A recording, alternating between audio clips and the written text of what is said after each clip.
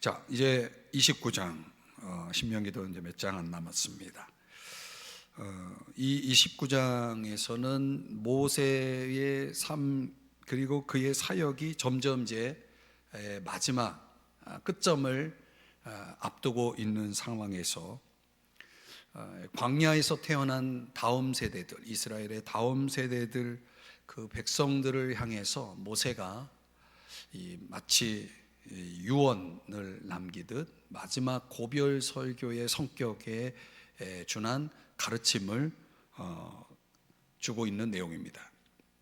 그래서 1절 말씀 다시 보시면 모압 땅에서, 그 현장은 모압 땅입니다. 그들과 세우신 언약의 말씀은 이러하니라. 이 언약의 말씀은 그래서 모압 언약 이렇게 이름을 붙입니다. 시내산에서의 언약이 있었고, 그리고 그 언약은 깨졌고, 이제 와서 모압 언약이 이제 모세를 통해서 제 2세대들에게, 다음 세대들에게 전해지는 것인데, 9절이 이제 그 다음 이 언약의 말씀과 관련해서 아주 중요한 약속이 담겨 있습니다. 9절만 여러분이 한번 읽어주시겠습니까? 시작. 그런즉 너희는 이 언약의 말씀을 지켜 행하라. 그리하면 너희가 하는 모든 일이 형통하리라. 아멘. 자, 이 모압 언약의 전제는 하나님 은혜입니다. 우리 인생도 마찬가지예요. 하나님과 우리 사이에 맺어진 언약을 놓고 봤을 때 저와 여러분이 하나님 앞에서 살아가는 모습은 우리의 어떤 의지적 결단과 신실함의 어떤 삶의 모습에서 비롯되었다기보다는 순전히 하나님 은혜죠. 하나님이 이제 은혜로 우리의 인생 가운데 개입하셔서 지금까지 우리가 살아온 것입니다. 내 인생 속에 하나님의 개입이 있고 하나님의 은혜가 있다는 사실을 깨닫고 살아가지 못하는 사람들이 많습니다. 그 깨달음이라는 것이 참 중요한데요, 하나님과 언약을 맺고 있음에도 불구하고 여전히 이스라엘 백성들을 불순종했다는 거예요. 이 불순종하기가 쉬운 존재죠. 순종보다는 불순종의 자리에 있을 때가 많은 거죠. 우리들 그렇습니다. 이스라엘 백성뿐만 아니라. 그러니까 사실 이 본문은, 29장은 일종의 경고장이에요. 뭔가 중요한 약속을 하고 있는데 이 약속 그 내면에는 하나님이 너희들 이거 조심해 하면서 경고를 주시고 있는 거죠. 자, 오늘 우리가 하나님 앞에서 여전히 우리는 불순종할 가능성이 열려있는 사람, 그 가능성이 더 확률이 높은 사람으로서 오늘 저와 여러분이 신실하게 하나님 앞에 살아가기 위해서, 오늘 9절에서 말씀하는 것처럼 내가 하는 모든 일이 형통하리라, 형통하게 살아가기 위해서 오늘 저와 여러분에게 오늘 모압 언약을 통해서 지금 모세가 백성들에게 전한 말씀이 오늘 우리들에게는 어떤 교훈을 던져주는지 세 가지를 살펴보려고 합니다. 첫 번째는 과거를 기억해야 한다는 것입니다.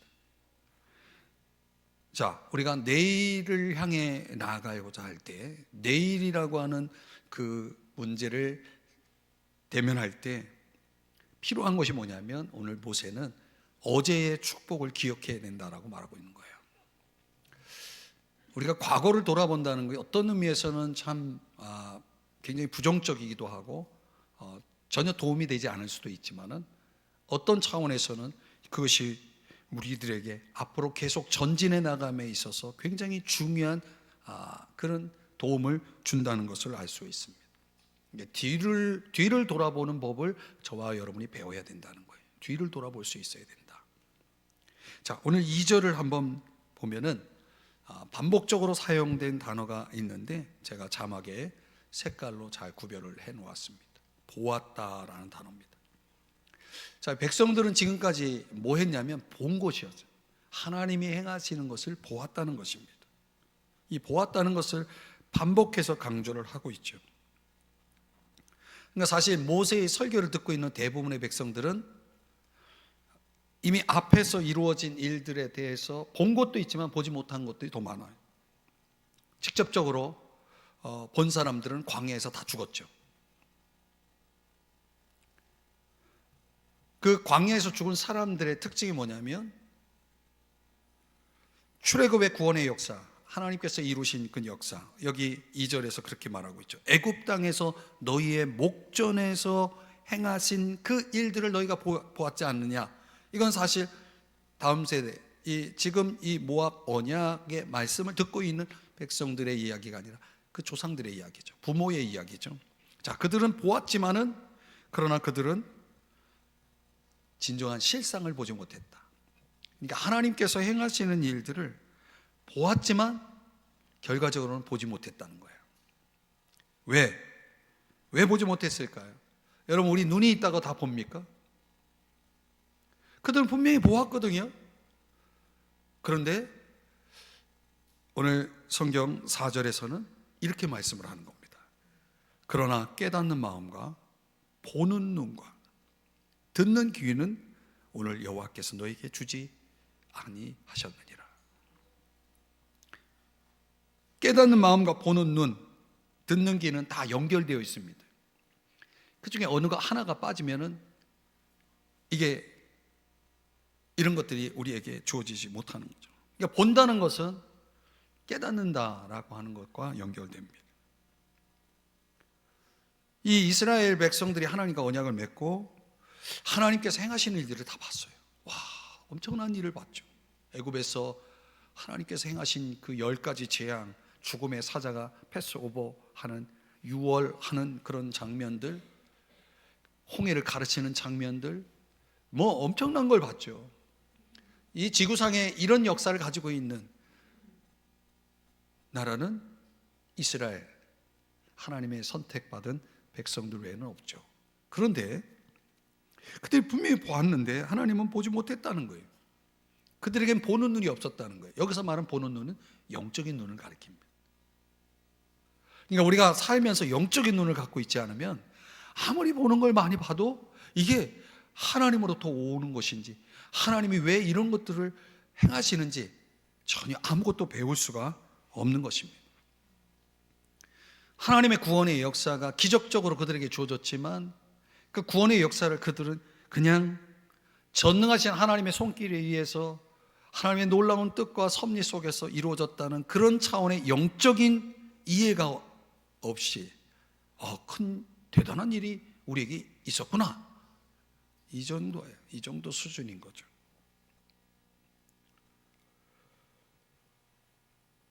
그러니까 그 사건 속에서, 구원이라는 사건 속에서 하나님이 이스라엘 백성들을 향해서 보여주신 그 사랑, 얼마나 놀라운 사랑입니까? 오늘 저와 여러분이 예수 그리스도의 십자가의 보혈에 그 은총에 힘입어서 우리가 구원을 받았다고 하는 것이, 저 십자가를 바라볼 때마다 우리 눈으로 목격하고 있는 저 십자가 그 심볼이 영적인 이해 없이 바라본다면 우리에게 저 십자가가 주는 의미나 가치나 영향이라고 하는 것은 아무것도 없는 거예요. 보는 게 보는 것이 아니죠. 저 십자가를 바라볼 때 영적인 눈을 가져야 저 십자가에 담긴 하나님의 사랑을 깨달을 수 있는 거죠. 우리를 얼마나 사랑하시는지. 이런 것들이 깨달아져야 참된 신앙이 추구되는 거예요. 우리 눈에 그 육신의 눈을 가지고 현상적인 것을 봐가지고는 아무것도 얻어지는 것이 없는 것입니다. 그런데 이 영적인 눈을 가지고 우리가 세상을 보면은 세상은 하나님께서 계획하신 하나님의 그 시간표, 계획표에 의해서 이루어지는 하나님의 무대예요. 그래서 요한복음 4장 35절에 보면 제자들에게 예수님께서 세상을 보여주면서 봐라 그랬어요. 논밭이 넓게 펼쳐져 있는 것이 보였죠. 눈을 들어 밭을 보라는 거예요.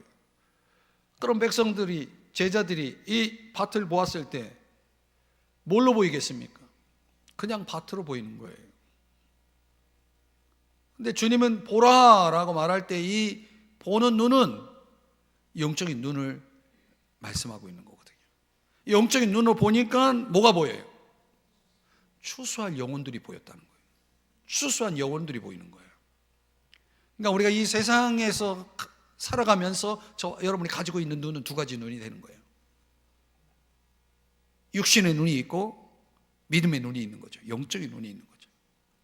이 두 눈을 가지고서 우리가 어떤 눈의 자극에 더 민감하게 반응하느냐.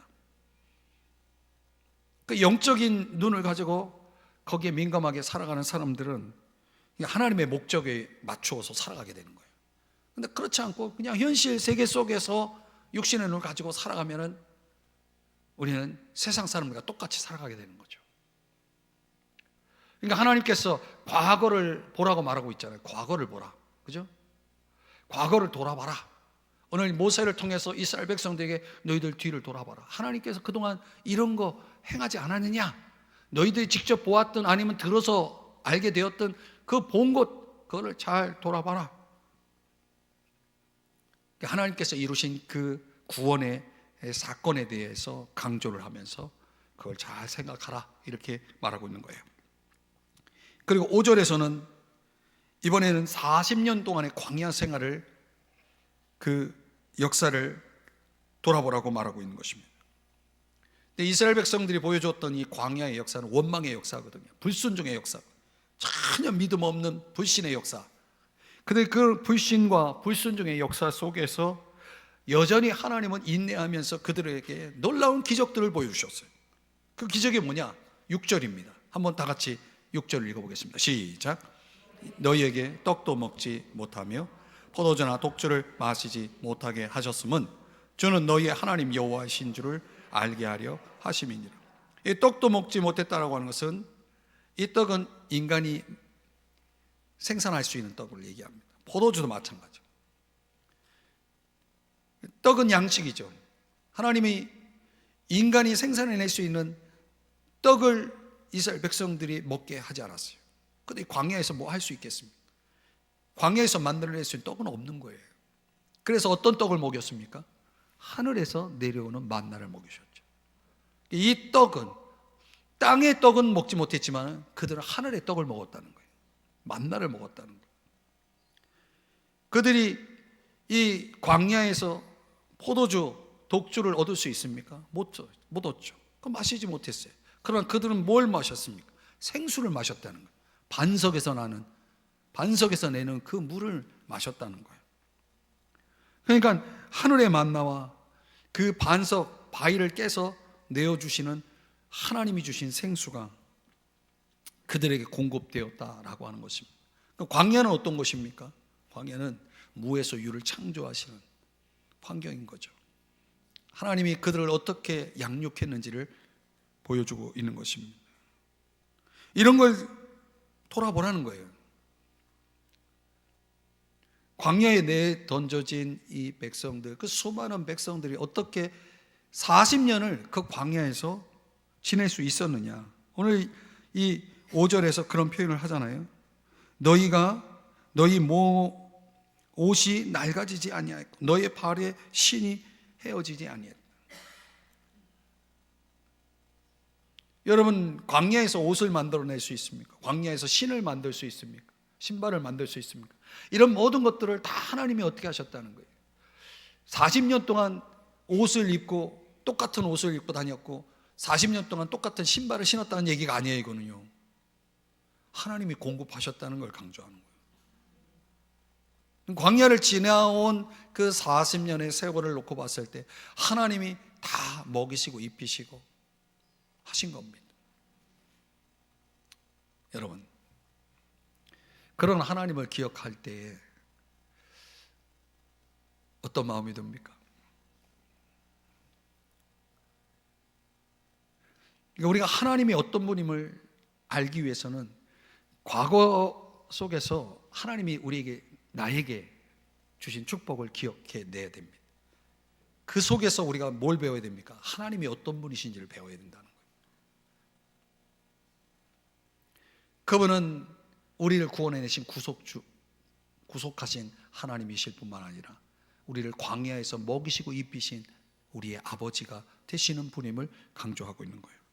그 7절 말씀에서는 헤스본 왕 시온과 바산 왕 옥을 대항해서 싸워서 이겼다라고 하는, 그들을 치고, 백성들이 전쟁을 배우지 못해서 그들이 광야에서 생존하는 확률은 없는 거죠. 제로죠. 그러나 하나님께서 그들이 곤란에 처했을 때 그런 원수들을 대항해서 싸워 이길 수 있도록 그 주권자 하나님께서 그 전쟁의 신, 전쟁은 여호와께 속한 것이기 때문에 그분이 개입하셔서 전적으로 바산왕 옥이나 그리고 헤스본 왕 시온이나 그 누구도 이스라엘 백성을 상대할 수 없을 만큼 강력한 하나님의 군대로 하나님께서 그들을 지켜주시고 승리케 하신 것입니다. 그러니까 구원의 역사들, 하나님의 광야 속에서의 인도하심, 그리고 그 상상할 수 없을 만큼 강한 원수를 싸워서 이기게 하시는, 승리케 하시는 그런 모든 과거 속의 역사가, 그 과거의 축복이 있었음에도 불구하고 백성들은 아무것도 배우지 못했다는 거예요. 이게 이해가 될 수 있나요? 그러니까 하나님께서 지금까지 베푸신 것들에 대해서 백성들은 아무것도 배우지 못했다는 거예요. 그럼 오늘 우리가 여기서 중요한 진리가 있어요. 우리가 꼭 경험해야 배우는 건 아니라는 거죠. 경험해도 배울 수 없는 사람들이 있어요. 그러니까 우리가 살아가다 보면 오늘 어쩌면 저희들도 이스라엘 백성들과 다르지 않을 수 있는 거죠. 아무리 하나님이 보여줘도 그 보여진 걸 가지고 배우지를 못하는 거예요. 하나님이 아무리 은혜를 줘도 여전히 실망하고 여전히 하나님 뜻을 거스르고, 하나님이 우리 인생에 아무리 은혜를 부어줘도 거기서 하나님에 대해서 아무것도 배우지 못하는 사람들, 그 사람들이 얼마나 많으냐. 그래서 하나님이 깨닫는 마음과 보는 눈과 듣는 귀, 이 세 가지가 하나님으로부터 주어지지 않으면은 우리의 어떤 인간적인 힘으로는, 능력으로는 그런 것들을 볼 수도 없고 들을 수도 없고 깨달을 수도 없는 거예요. 그 모든 것을 주장하시는 분이 누구냐 하면 성령 하나님이신 거예요. 그러니까 성령이 임해야 하나님이 우리에게 은혜로 주신 것들을 알게 되는 것입니다. 고린도전서 2장 12절에서 그렇게 말씀을 하는 거예요. 그러니까 지금 모세는 이 중요한 진리를 교훈하고 있으면서 뭐라고 강조하는 거냐면 과거로부터 좀 배우라는 거예요. 앞으로 어떻게 될 것, 지금 현재 어떻고, 이거 전에 과거서부터 출발하라는 거예요. 거기서부터 배우라는 거죠. 그래서 오늘 보면 2절 말씀에 보면은 이런 표현이 나오죠. 행하신 모든 일, 여호와께서 행하신 모든 일, 요걸 분별해야 내일이 있는 거예요. 미래가 있는 거죠.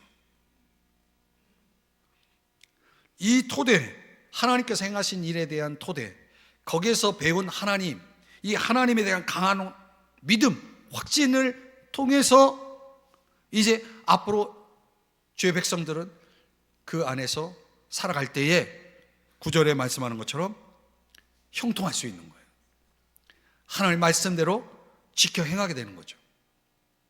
하나님을 아는 지식이 하나님과의 동행을 가능케 하는 겁니다. 하나님 앞에 복종하는 삶을 가능케 하는 거죠. 그러니까 엄밀하게 말하면 하나님의 말씀에 순종하지 않는 이유는 하나님을 모르기 때문에 그런 거예요.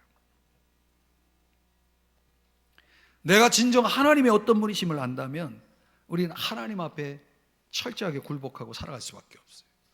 그분의 뜻대로 살아갈 수밖에 없어요. 그리고 그분이 형통하게 할 수밖에 없는 거예요.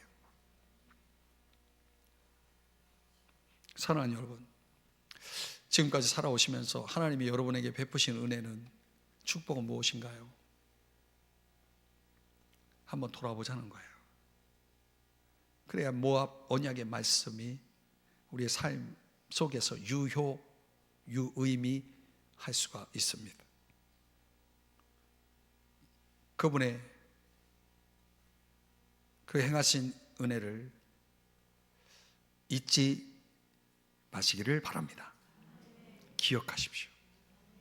두 번째는 현재의 자원에 대해서, 모세는 오늘 이 모압 언약 말씀, 그 언약 말씀을 통해서 현재 자원의 중요성을 강조합니다. 자, 10절 이하 15절까지 내용 굉장히 많아요. 근데 여러분 성경을 보더라도 제가 자막에서 조금 구별해 놓은 내용들대로라면 여기 반복되는 단어가 하나 나와요. 그게 오늘이라는 단어예요. 오늘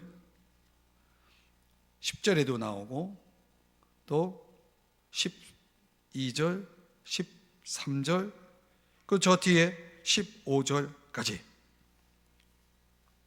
15절에는 2번이 나오죠. 그러니까 전체 5번이 5절 안에, 5구절 안에 5번 오늘이라는 것을 계속 강조합니다. 현재를 강조하고 있는 거예요. 그러니까 오늘 우리가 모압 언약의 말씀을 가지고 정말 하나님 앞에서 우리가 신실하게 살아가기 위해서, 형통하게 살아가기 위해서는 저와 여러분이 과거의 역사를 통해서 배워야 되고, 그걸 기억해낼 수 있어야 되고, 두 번째는 현재 우리에게 주어진, 오늘 나에게 주어진 자원이 충분히 주어져 있어야 한다. 그래야 우리가 오늘을 형통하게 살아갈 수 있고 신실하게 살아갈 수 있게 된다라고 하는 것을 말씀하는 거죠. 그 오늘 우리에게 필요한 자원이 뭐냐? 그 자원에 대해서 오늘 우리가 15절 말씀을 한번 읽어보겠습니다. 시작. 오늘 우리 하나님 여호와 앞에서 우리와 함께 여기 서 있는 자와 오늘 우리와 함께 여기 있지 아니한 자에게까지니이다.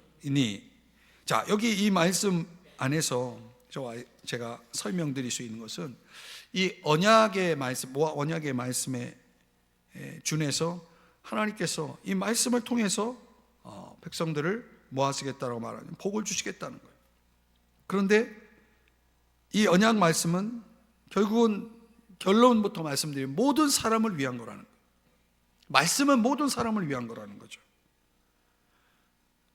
오늘 하나님 앞에 있는 우리와, 그리고 함께 서 있는 자와, 그리고 오늘 이 현장에 있지 아니한 자에게까지.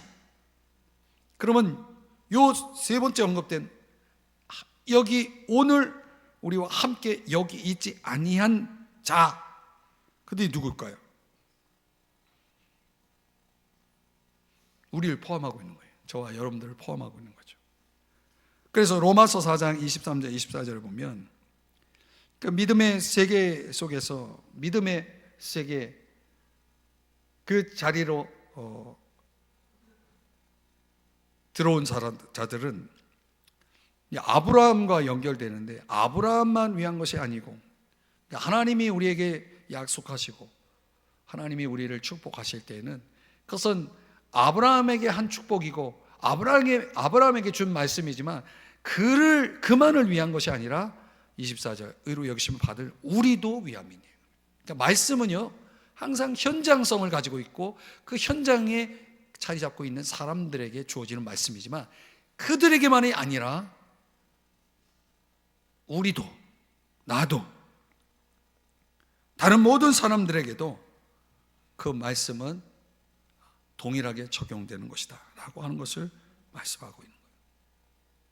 그렇다면 여러분, 오늘 우리가 이 모압 언약을 확장해가지고 성경 말씀이라는 걸 통해서 이제 질문을 던져보면, 결국 말씀이라는 것은 누구를 위한 겁니까? 과거에 어떤 사람들을 위한 것입니까? 아니 성경 시대의 사람들을 위해서 주신 겁니까? 성경은 누구를 위한 것입니까? 오늘 나를 위한 것이라는 거예요. 오늘 나를 위해서 하나님이 성경을 주신 거예요.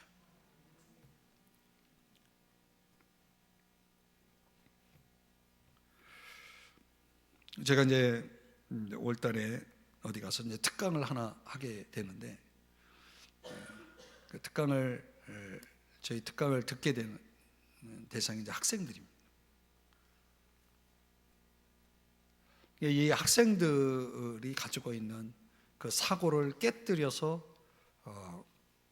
그 학생들에게 뭔가 중요한 걸 어필하려고 하는 그런 차원에서 제가 계속 신학적인 성경적인 사고를 지금 계속 순간순간 시간이 있을 때마다 계속 묵상을 하고 있고요. 가서 어떻게 말씀을 가지고 전할 것이냐. 요즘 오늘날은 정말 이 성경이라고 하는 책을 난도질하는 사람들이 너무 많아요. 성경이 본래 가지고 있는 성격과 목적과 그 성경이 가지고 있는 의미들, 내용들 이런 것들을 너무나 왜곡하고 이제 하나님의 말씀이라는 것에 하나님을 빼버린 그런 하나의 책으로 대하는 사람들이 너무 많다 보니까 그런 사조가 이제 우리의 자녀 세대들을 우리의 후손들에게 계속 그런 영향력들이 끼쳐지는 거죠. 너무 마음으로 안타깝고 말씀을 하나님의 말씀으로 받고 그 말씀을 나를 위한 말씀으로 직접적으로 주관적으로 실제적으로 하나님 말씀을 적용하지 못하고 살아가는 사람들이 너무 많아요. 그냥 about이에요. 뭐뭐에 관해서 그냥 그렇게 흘러나오는, 그렇게 주장하는, 나랑은 전혀 상관이 없는. 그런데 이 하나님 말씀이 주는 이 중요한 이 자원적인 하나님의 그 선물이 전혀 그들에게 도움이 되지 않는 거죠.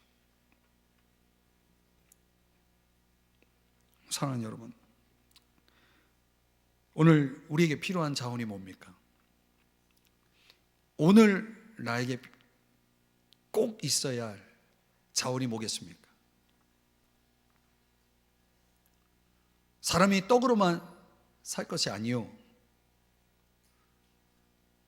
하나님의 입으로부터 나오는 모든 말씀으로 살아야 된다고 그랬잖아요. 그죠? 그러니까 오늘 나에게 주어질, 나를 위해서 주실 하나님 말씀이 우리에게 있어서 꼭 있어야 될 필요한 자원인 것입니다. 그런 차원에서 오늘 저와 여러분들이 하나님 앞에서 이 자원을 귀하게 여기고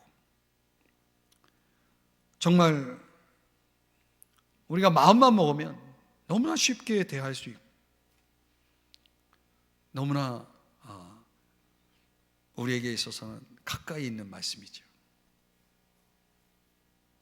이런 중요한 자원을 오늘 충분히 공급받을 수 있다면 오늘 우리는 하나님 앞에서 신실하게 형통하게 살아갈 수 있는 것을 믿으시기 바랍니다. 그것을 위해서 여러분들이 해야 할 일은 오늘 나에게 주신 말씀을 충분히 공급받을 수 있는 그런 생활 방식을 가지고 살아야 되는 거예요.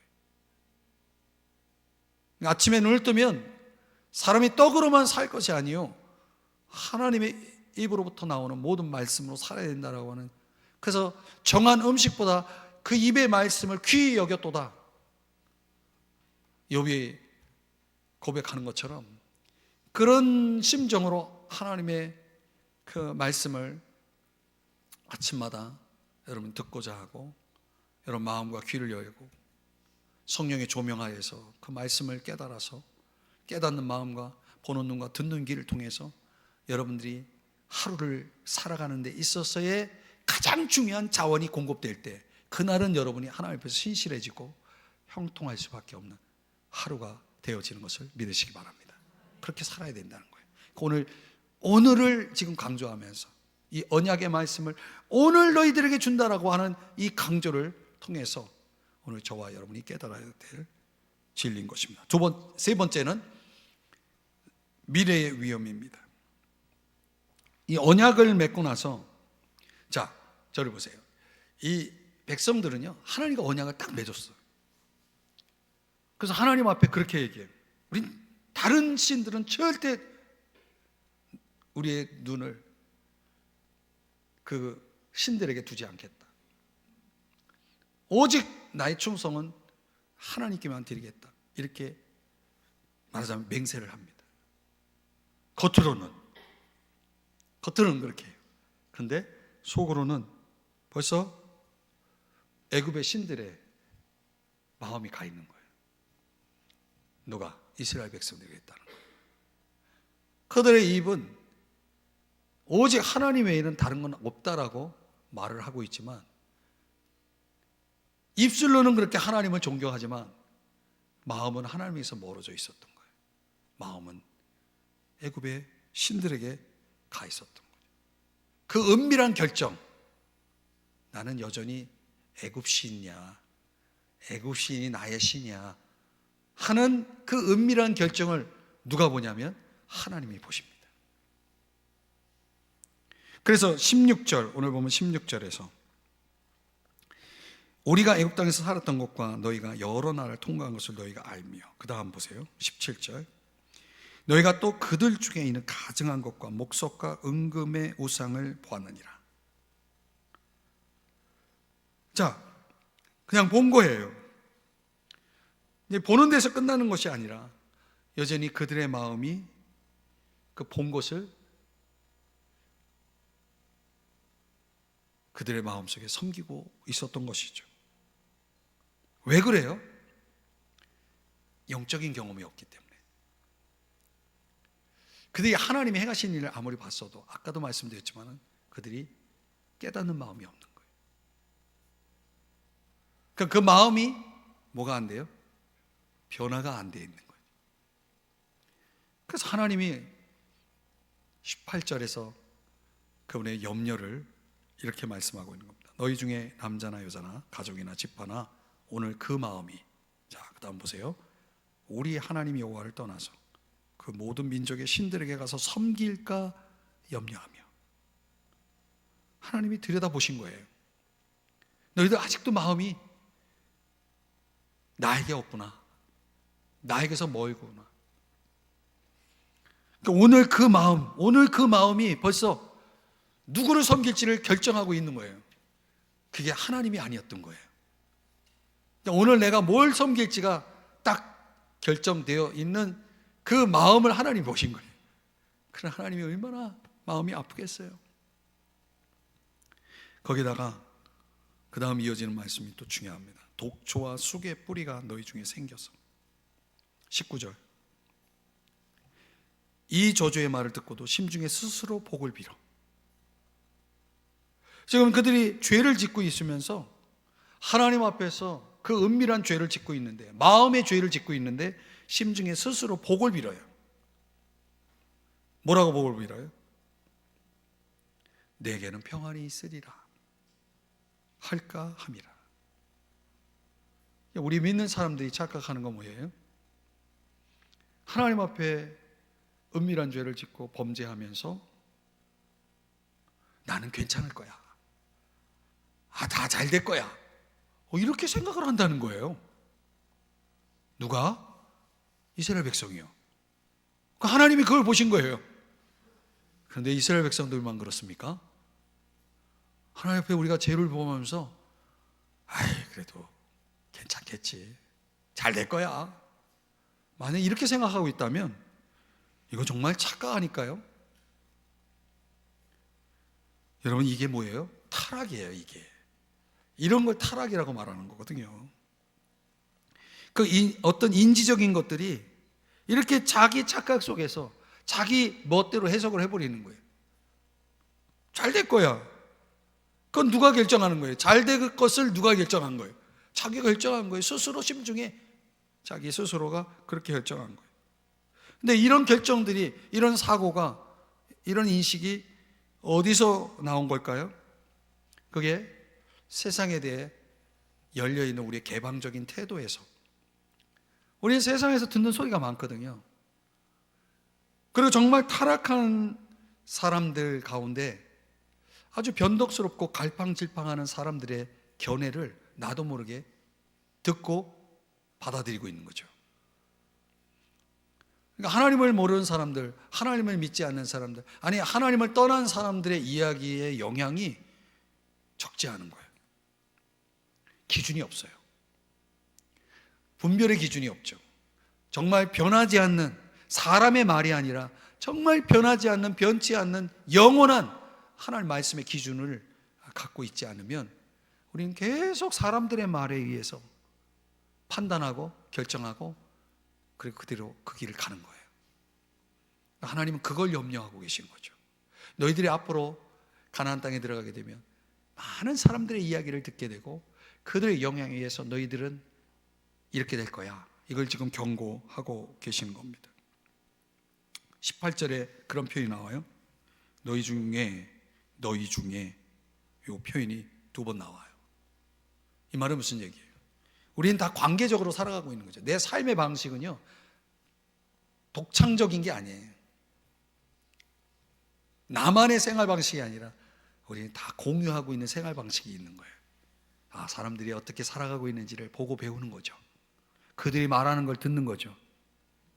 그래서 그들에 의해서 내 판단과 내 결정을 내가 해나가는 것이죠. 이런 게 다 뭐예요? 은밀하게 벌어지는 우리의 마음속 죄악들이죠. 근데 그게 쑥의 뿌리처럼 독초와 같이 아주 굉장히 파괴적이고 상당한 전염성을 가지고 있다는 거예요. 히브리서 12장 15절에도 말씀하는 것처럼 그런 우리 속에 형성된 그런 쓴뿌리가 우리를 뭐하게 만드냐면 하나님의 은혜에 이르지 못하게 만드는 거예요. 교회를 다녀도 하나님의 은혜에 이르지 못하게 하고 결국은 스스로를 괴롭게 하고 더 나아가 다른 사람들까지 괴롭게 하고 다른 사람들을 더럽히는 영향력까지 끼치게 되어지는 거죠. 그래서 결국은 하나님은 이런 사실에 대해서 더 이상 간과하지 않겠다. 그러니까 하나님의 슬픔이 이제 하나님의 분노로 바뀌어져서 20절에서 그렇게 말씀합니다. 여호와는 이런 자를 사하지 않으실 뿐 아니라 그 위에 여호와의 분노와 질투의 불을 부으시며 또 이 책에 기록된 모든 저주를 그에게 더하실 것이라. 여호와께서 그의 이름을 천하에서 지어버리시되 21절 여호와께서 그에게 화를 더하시리라. 이 모든 하나님의 이 진노는 무엇에 의해서 비롯된 것이냐면 어디에서 출발한 거냐면 깨닫지 못하는 나의 마음에서 시작된 거예요. 우리가 깨닫지 못하고 우리의 삶에 어떤 중요한 변치 않는 기준 없이 이 세대를 본받고 세상 사람들의 말을 귀담아 듣고 그리고 그 사상에 의해서 내가 그것을 따라갈 때 결국은 우리도 이 백성들의 모습처럼 될 수밖에 없는 거죠. 근데 참 너무나 아이러니한 것은 뭐냐면요, 이스라엘 백성들은 깨닫지 못했지만 이런 걸 하나님이 지금 하고 계시다는 것을 깨닫지 못하고 있었지만 이방 사람들은 알고 있었다는 거예요. 오히려 이방 사람들은 깨닫고 있었던 거예요. 저 이스라엘 백성들이 왜 저렇게 됐지? 24절에 그렇게 말씀하죠. 이스라엘 백성들이 왜 저런 일을 겪고 있지? 하나님이 저들의 하나님이 노하셨구나. 알고 있었다는 거예요. 여러분, 우리 믿는 사람들이 깨닫지 못하는 한 못하고 있는데 믿지 않는 사람들이 깨닫고 있는 경우가 많아요.